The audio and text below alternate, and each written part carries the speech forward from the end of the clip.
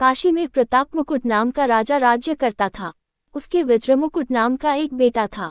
एक दिन राजकुमार दीवान के लड़के को साथ लेकर शिकार खेलने जंगल गया। घूमते घूमते उन्हें तालाब मिला। उसके पानी में कमल खिले थे और हंस किलोल कर रहे थे। किनारों पर घने पेड़ थे जिन पर पक्षी चहचहा रहे थे। दोनों मित्र वहां रुक गए और तालाब के पानी में हाथ मुंह धोकर ऊपर महादेव के मंदिर पर गए। घोड़ों को उन्होंने मंदिर के बाहर बांध दिया। वो मंदिर में दर्शन करके बाहर आए तो देखते क्या है कि तालाब के किनारे राजकुमारी अपनी सहेलियों के साथ स्नान करने आई है। दीवान का लड़का तो वहीं एक पेड़ के नीचे बैठा रहा, पर राजकुमार से न रहा गया। वह आगे बढ़ गया। राजकुमारी ने उसकी ओर देखा तो वह उस पर मोहित हो गया। राजकुमारी भी उसकी तरफ देखती रही। फिर उसने किया क्या कि जूड़े में से कमल का फूल निकाला, कान से लगाया, दांत से कुतरा, पैर के नीचे दबाया और फिर छाती से लगा, अपनी सखियों के साथ चली गई। उसके जाने पर राजकुमार निराश हो अपने मित्र के पास आया और सब हाल सुनाकर बोला, मैं इस राजकुमारी के बिना नहीं रह सकता, पर मुझे न तो उसका नाम मालूम है न ठिकाना, वह कैसे मिलेगी। दीवान के लड़के ने कहा, राजकुमार आप इतना घबराएं नहीं, वह सब कुछ बता गई है। राजकुमार ने पूछा, कैसे?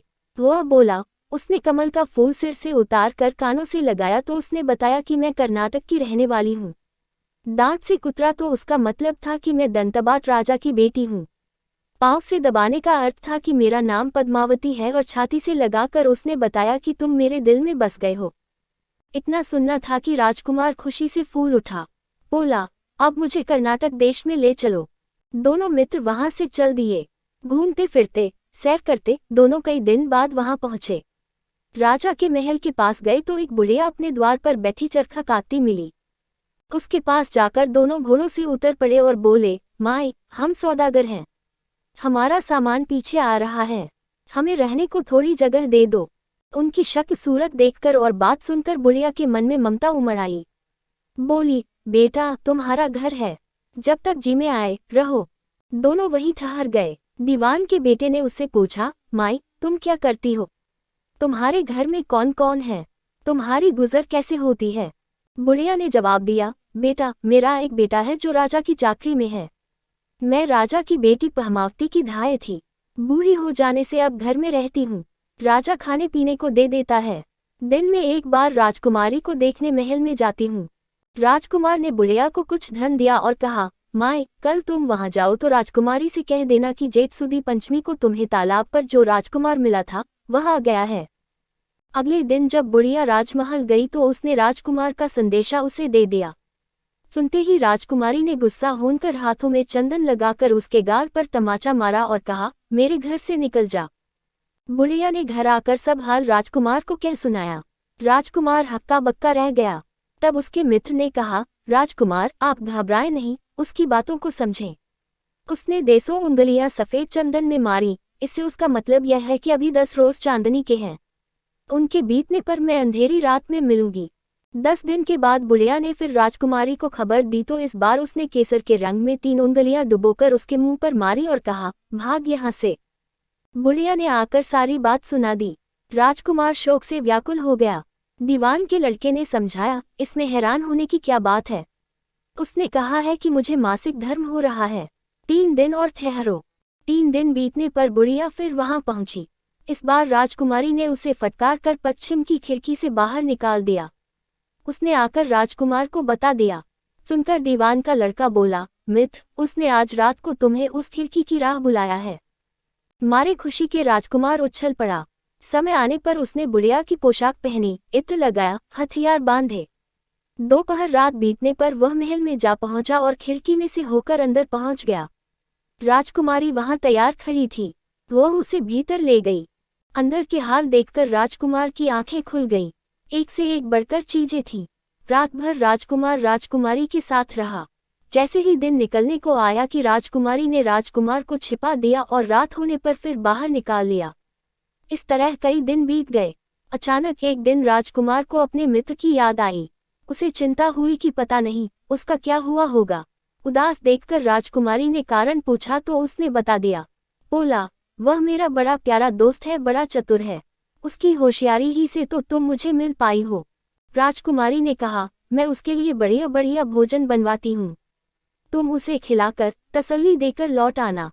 खाना साथ में लेकर राजकुमार अपने मित्र के पास पहुंचा। वे महीने भर से मिले नहीं थे। राजकुमार ने मिलने पर सारा हाल सुनाकर कहा कि राजकुमारी को मैंने तुम्हारी चतुराई की सारी बातें बता दी है, तभी तो उसने ये भोजन बनाकर भेजा है। दीवान का लड़का सोच में पड़ गया। उसने कहा, ये तुमने अच्छा नहीं किया।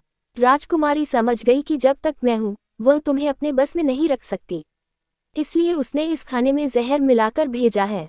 ये कहकर दीवान के लड़के ने थाली में से एक लड्डू उठाकर कुत्ते के आगे डाल दिया। खाते ही कुत्ता मर गया। राजकुमार को बड़ा बुरा लगा। उसने कहा, ऐसी स्त्री से भगवान बचाए, मैं अब उसके पास नहीं जाऊंगा। दीवान का बेटा बोला, नहीं, अब ऐसा उपाय करना चाहिए जिससे हम उसे घर ले चलें। आज रात को तुम वहां जाओ। जब राजकुमारी सो जाए तो उसकी बाईं जांघ पर त्रिशूल का निशान बनाकर उसके गहने लेकर चले आना। राजकुमार ने ऐसा ही किया। उसके आने पर दीवान का बेटा उसे साथ ले योगी का भेष बना, मरघट में जा बैठा और राजकुमार से कहा कि तुम ये गहने लेकर बाजार में बेच आओ। कोई पकड़े तो कह देना कि मेरे गुरु के पास चलो और उसे यहाँ ले आना। राजकुमार गहने लेकर शहर गया और महल के पास एक सुनार को उन्हें दिखाया।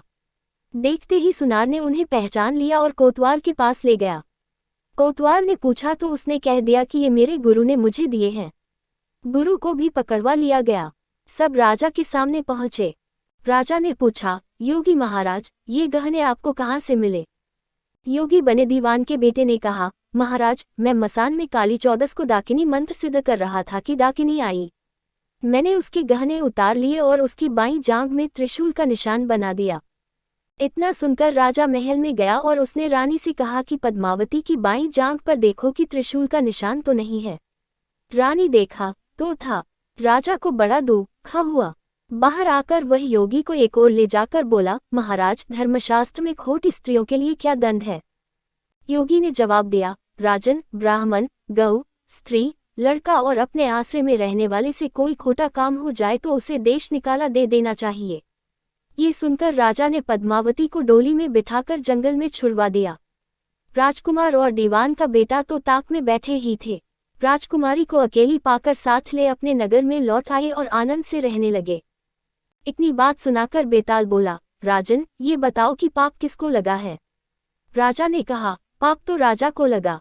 दीवान के बेटे ने अपने स्वामी का काम किया। कोतवाल ने राजा को कहना माना और राजकुमार ने अपना मनोरथ सिद्ध किया।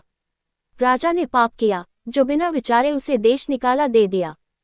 राजा का इतना कहना था कि बेताल फिर उसी पेड़ पर जा लटका। राजा वापस गया और बेताल को लेकर चल दिया। बेताल बोला, राजन, सुनो, एक कहानी और सुनाता हूँ।